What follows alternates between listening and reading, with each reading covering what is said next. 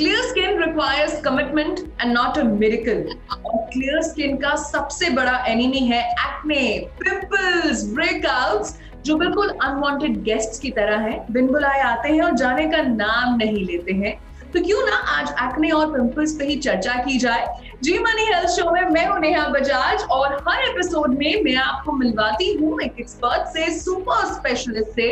और आज हमारे जी मनी हेल्थ शो में हमारे साथ हैं डॉक्टर प्रजाली सावंत, जो कि एक कॉस्मेटोलॉजिस्ट, साइकोलॉजिस्ट है और डर्मेटिक अंधेरी में फिलहाल काम कर रही है। पिछले 5 साल से प्रैक्टिस कर रही हैं। We welcome you to our show.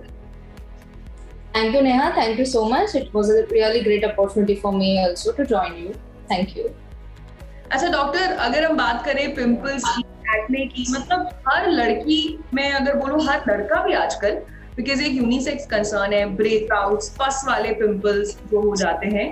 So acne pimples का रूट कॉज क्या है? Okay.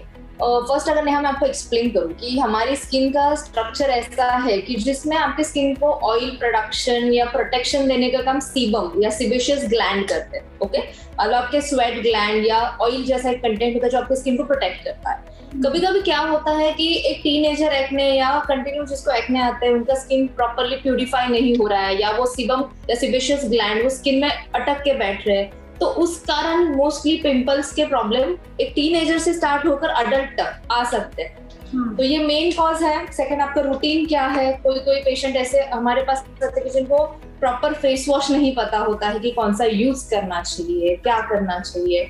तो ये सारी चीजों के कारण पिंपल्स का इश्यू बहुत ही ज्यादा कॉमन है, because of lack of education I would say. Okay, so कहीं ना कहीं वो जो सिबेशियस ग्लैंड्स हैं उसकी ओवर सिक्रीशन से पिंपल्स आते हैं, ब्रेकआउट आते हैं। एंड डॉक्टर, मुझे भी पिंपल्स बहुत रहते थे, सो आई नो कि वो स्पेशल एम्बैरेसमेंट हो जाती है। सो अभी अडल्ट एक्ने और टीनेज एक्ने के कुछ वर्ड बताए। मैं जानना चाहती हूँ अडल्ट एक्ने और टीनेज एक्ने में क्या फर्क है और कौन सी ऐसी गलतियां हैं जो हमारी स्किन प्रॉब्लम को और वर्स कर देती है? ओके, टीनेज एक्ने मतलब मेल फीमेल दोनों में ये दिख जाते हैं at the age of 14 to 16, मतलब जो एडोलेसेंस पीरियड होता है 14 से उस टाइम पे। यस, एडोलेसेंस पीरियड से हार्मोनल चेंजेस लड़का और लड़की दोनों में स्टार्ट हो जाते हैं। तो बॉडी में एक चेंजेस सडनली आ जाने के कारण बॉडी भी थोड़ी कंफ्यूज हो जाती है कि क्या है, कैसे है। एंड उस टाइम पे ओवर प्रोडक्शन ऑफ सीबम या बाकी आपके रूटीन या हार्मोनल चेंजेस के कारण पिंपल्स एक्सेसिवली दिखना स्टार्ट हो जाते हैं, मेल्स एंड फीमेल्स दोनों में। तो ये हर एक टीनेजर के साथ ऑलमोस्ट ये होता ही है। तो आई हैव मैक्सिमम क्लाइंट्स जो ये एज ग्रुप के हैं। अच्छा, उसी टाइम पे आपको स्किन के बारे में बहुत ज्यादा कॉन्शियसनेस होता है। देन सेकंड आ जाता है आपके एडल्ट एक्ने। फीमेल्स में ये बहुत ज्यादा कॉमन है क्योंकि एवरी मंथ बिकॉज ऑफ आपके मेंस्ट्रुअल साइकिल के कारण, मतलब जो आपका पीरियड्स है उसके कारण आपके हार्मोन्स चेंज होते रहते हैं, वो एक मेन कॉज है। सेकंड, स्ट्रेस या हमारी लाइफस्टाइल का एक हिस्सा बन चुका है। मेकअप अगर हम रूटीनली करते हैं, अगर वो प्रॉपर्ली रिमूव नहीं हो रहा है, या आपका क्लेंजिंग, टोनिंग, मॉइस्चराइजिंग जो सीटीएम रूटीन होता है, every girl know CTM routine, अगर वो कॉमनली प्रॉपर्ली नहीं हो रहा है, उसके कारण एक्ने आते हैं। सेकंड, आपका diet which is a very important part, क्योंकि हमारी लाइफ पूरी जंक फूड से भरी हुई है। We are not eating vegetables, we are not eating fruits, we are not taking antioxidants. तो ये सब रीजंस होते हैं एक adult acne as well as ये टीनेजर है, ये दोनों मेन कॉमन। सो अब मैं भी ध्यान रखूंगी कि मेकअप मुझे रिमूव करना है, नहीं तो पिंपल्स आ सकते हैं। एंड डॉक्टर, एक्ने का ट्रीटमेंट ऑप्शंस क्या क्या अवेलेबल है? आई नो कुछ फेस वॉशेस, ऑइंटमेंट्स मैंने भी काफी लगाए हैं, तो आप कुछ उस पर इलैबोरेट करिए। और एक ये भी बात बताइए, जो व्यूअर्स का भी सवाल है, वो ये कि जब हम एक्ने का ट्रीटमेंट करते हैं, स्किन ड्राई होती है, पील होती है, रेडनेस होती है, उससे कैसे बचा जाए? Okay, Neha, good question. Actually ये सारे पेशेंट्स भी पूछते हैं एंड ये एक ड्रॉबैक भी है एक्ने के ट्रीटमेंट का, क्योंकि what we are using for the acne treatment, हम एक्ने के लिए बेंजोइल पेरोक्साइड यूज करते हैं। सेकंड, आइसोट्रेटोनॉइन, ये 2 मेन मेडिसिन होते हैं जो यूज किए जाते हैं। आइसोट्रेटोनॉइन का मेन काम क्या होता है, वो आपकी स्किन के जो सिबेशियस ग्लैंड है, मतलब जो हमने कॉज डिस्कस किया, उसको सुखाने का काम करता है। मतलब आप उसी चीज पे काम कर रहे हो जो आपके स्किन को ऑयल देता है, प्रोडक्शन देता है, ऑयल देता है, प्रोटेक्शन दे रहा है, मॉइस्चर दे रहा है, उसको आप सुखाने का काम कर रहे हो। तो ये मेन कॉज हो गया। बेंजोइल पेरोक्साइड स्किन को थोड़ा पील आउट करता है, मतलब एज एंटीबैक्टीरियल की तरह वो एक्ट करता है कि वो जो स्किन का आपका इन्फेक्शन बन रहा है सीबम के अंदर उसको हटाने का काम करता है। मोर ओवर दैट, अभी कुछ मेडिसिन आइसोट्रेटिनोन कॉन्ट्राइंडिकेटेड है, अगर कोई फीमेल प्रेगनेंसी प्लान कर रही है तो उस टाइम पे हम आइसोट्रेटिनोन रेफर नहीं करते पेशेंट। यानी तो कि उसमें आप रिसीव करने का प्लान कर रही है कोई लेडी, हाँ ट्रेटिनोन नहीं लेना चाहिए, नहीं दे सकते।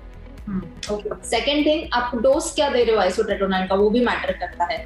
अगर आप सीधा 20 mg पे जा रहे हो तो ओवर प्रोडक्शन करेगा। इसके लिए डॉक्टर के कंसल्टेशन के बिना आप आइसोट्रेटिनोन मत लो। वो आप you need to consult a doctor कि मैं आइसोट्रेटिनोन ले रही हूँ तो 5 mg लूँ, 10 mg लूँ या 20 mg लूँ, you have to consult that. Second, chemical peeling एक पॉपुलर ट्रीटमेंट है और एक्ने पे बहुत इफेक्ट भी करता है, जिसमें एक salicylic acid, mandelic acid, glycolic acid ऐसे कुछ केमिकल पील्स यूज होते हैं। सेकंड, आपका रूटीन एक मेडिफेशियल, मेडी क्लीनअप जो हमारे क्लिनिक में काफी फेमस है, कार्बन फेशियल्स। उसके कारण कैसे होता है कि आपके जो पोर्स है, डर्ट है, वो हम क्लीन कर रहे हैं रूटीनली। जैसे हमें रोज खाना खाने की जरूरत होती है, वैसे स्किन को भी तो महीने में एक बार रिक्वायर्ड है कि आप उसे पैम्पर करो, उसको प्रोटेक्ट करो, उसको क्लीन करो। सो ये एक ट्रीटमेंट फेमस है। फॉर एक्ने स्कार्स, जो आपके स्कार्स छोड़ रहे हैं, उसके लिए PRP ट्रीटमेंट वो हम रेकमेंड करते हैं, CO2 लेजर्स रेकमेंड करते हैं, but again this needs commitment. आप ट्रीटमेंट स्टार्ट करो, बीच में छोड़ दो, ऐसा नहीं चलता। You have to take it care. जो फीलिंग हो जाती है, एक्ने का ट्रीटमेंट चल रहा है, स्किन ड्राइनेस होती है, कैसे उससे बचा जाए? फर्स्ट ऑफ ऑल, जब भी हम जब भी पेशेंट को पीलिंग ट्रीटमेंट देते हैं या आइसोट्रेटिनोन भी देते हैं तो उसके साथ हम उनका होम केयर भी देते हैं कि सल्फेट फ्री फेस वॉश आपको यूज करना है, आपको मॉइस्चराइजर यूज करना है विच इज एक्वा बेस, मतलब जो आपके स्किन को ज्यादा ड्राई ना करे, ज्यादा अच्छे से प्रोटेक्ट करे। ये सारी चीजें हम ध्यान रखते हैं। साथ ही साथ हम ओरल विटामिन C या एंटीऑक्सीडेंट देते हैं। डाइट का ध्यान रखा जाता है कि ऐसी चीजें, वाटर इंटेक इंप्रूव किया जाता है पेशेंट का। तो this is like hand in hand चलने वाली ट्रीटमेंट है। खाली आप मेडिसिन लेके ट्रीट नहीं कर सकते, आपको डाइट का भी ध्यान रखना है, आपको होम केयर का भी ध्यान रखना है, आपको क्लिनिक ट्रीटमेंट का भी ध्यान रखना है। ये तीनों चीजें अगर साथ में वर्कआउट करते हैं तो आप जाके आगे ट्रीटमेंट कर सकते हैं। अच्छा, जिन लोगों को एक्ने की समस्या है, कुछ ऐसी आप मतलब लोगों को नॉलेज नहीं होती कि पिंपल्स हैं, फेस वॉश कर लिया, थोड़ा फेस पे ज्यादा रब करनी या किसी ने स्क्रबिंग करा ली, मिस्टेक्स हैं जिन्हें अवॉइड करना चाहिए कि वो प्रॉब्लम ज्यादा ना बढ़े। ओके, पहली बात, जो भी आप फेस वॉश यूज कर रहे हो, अगर आपका स्किन, पहले आपको आपके स्किन का टाइप पता होना चाहिए। फर्स्ट ये मेन है कोई भी प्रोडक्ट यूज करने से पहले। ऑयली है या ड्राई है, क्योंकि ये सबसे पहला कंफ्यूजन है। उसके बाद मेरी दोस्त वो फेस वॉश यूज कर रही है, उसको रिजल्ट आया, इसके लिए मुझे आएगा, ऐसा नहीं होता। ओके, अगर आपका स्किन ऑयली है तो आपको ऐसा फेस वॉश यूज करना है जो ऑयल कंट्रोल करने का काम करे, और आपका स्किन अगर ड्राई है तो उसको सूदिंग देने का काम करे। ऐसे फेस वॉश आपको यूज करने हैं। Second thing, scrubbing acne patients के लिए नहीं बना है।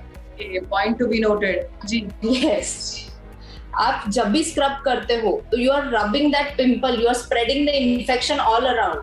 आपको ग्लो आएगा, बट आपको 2-3 दिन के बाद फिर से पिंपल भी आएगा, क्योंकि आपने ऑलरेडी इन्फेक्शन आसपास स्प्रेड किया है। Use a tissue papers. Basically ये है कि डोंट यूज अ टॉवल और the napkins to rub your face, you need to dab your face if you have a active एक्नेस।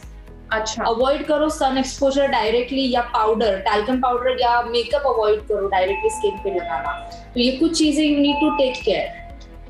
And home care, रात को सोने से पहले your bedding need to be clear, bedsheets and pillow covers need to be completely clear, and you have to wash your face while going to bed.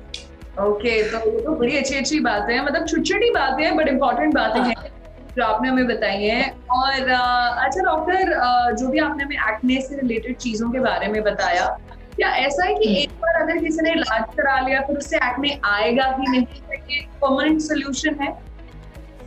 नहीं, acne हम उनको उस time पे ट्रीट कर रहे हैं, बट बाद में जब 1-2 महीने हो जाते हैं, see we are not stopping your sebum production, तो उसके लिए हम सजेस्ट करते हैं कि आपका डेली क्लीनअप होना चाहिए। Once you're doing the cleanup regularly, तो आपके पोर्स क्लोज रहते हैं, अंदर अगर कुछ डर्ट है तो आप समय से पहले उसे निकाल देते हो। आपका रूटीन ठीक से होना चाहिए। जब भी आपकी ये चीजें रूटीन हो जाती है ना, मतलब स्किन आपने पहले ही स्टार्ट किया, स्किन रिक्वायर्ड कमिटमेंट, तो ये कमिटमेंट ही तो है। अगर हम कमिटमेंट नहीं फॉलो करेंगे तो obviously next time you are going to get एक बार हम सर्दी की दवाई ले लेते तो इसका मतलब ये नहीं होता हमें सर्दी नहीं होगी, आइसक्रीम खाओगे सर्दी होगी ऑब्वियसली। ओके, क्या बात है। अच्छा डॉक्टर, जाते जाते एक टिप ऑफ द डे, एक कोई ऐसी टिप जो लड़कियों और लड़कों को फॉलो करनी चाहिए जिससे एक्ने ना हो। फर्स्ट मैं सजेस्ट सबको करूंगी कि आपका water intake daily 4 to 5 litres होना ही चाहिए। जितना आपका वाटर इनटेक अच्छा है उतना आपका स्किन ज्यादा अच्छे से परस्पायर करेगा, उसे अच्छे से क्लीन आउट करेगा। आपके डाइट में फ्रूट्स एंड वेजीज होने ही चाहिए। In spite of you are eating junk, ठीक है चलेगा, जंक फूड भी खाओ, नो वरीज, बट उसके साथ आपका डेली 2 फ्रूट इनटेक होना ही चाहिए। सेकंड, कम से कम एंड फ्रूट्स में बनाना कैटेगरी नहीं आती। जैसा फ्रूट आप ज्यादा चुई वाला जो फ्रूट खाते हो जिसमें आपके फेस के मसल ज्यादा मूव करते हैं, automatically you are giving blood supply to your skin. And clean up is a must. 1.5 से 2 महीने में एक क्लीन अप, कोई भी जो आपके स्किन को सूट करता है, routine clean up. Avoid the salon वाले treatments but go for the medicated one. Use that, आपको एक्ने नहीं आएंगे because you are taking care of it. So guys, मैं हूं नेहा बजाज और फिलहाल आपको बाय बाय कहने का वक्त आ गया है, बट मिलेंगे हम नए एपिसोड में नए सुपर स्पेशलिस्ट के साथ। और टिल देन आप हमारा फेसबुक, इंस्टाग्राम और यूट्यूब पेज सब्सक्राइब करना ना भूलें। और हाँ, देखते रहिए जी मनी हेल्थ शो, अच्छी सेहत हमारा वादा।